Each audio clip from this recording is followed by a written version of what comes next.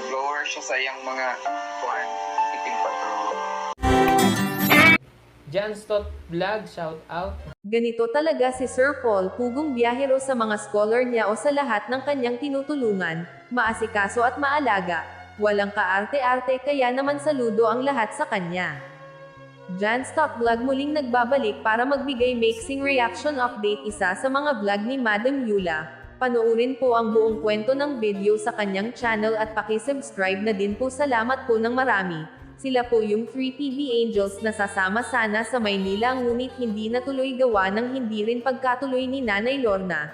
Sobrang bait talaga ni Sir Paul, ipinag-blur niya ang mga buhok ng mga tatlong scholar niya bago sila matulog. Parang anak talaga ang pag-asikaso niya sa mga ito. Ayan si pinag-blower niya yung mga junankies. Sa aking nagdarama, di mapigil ang pagkagos ng luha, dahil sa kakaibang nadarama.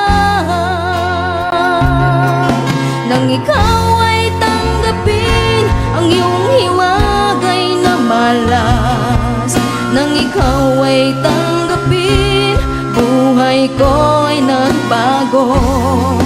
Nang ikaw ay tanggapin, puso'y puno ng kagalakan. Kapayapa ay dulot mo nang ikaw ay dumating.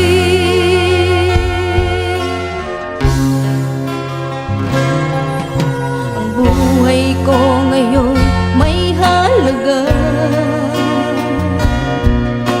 mula nang Peace.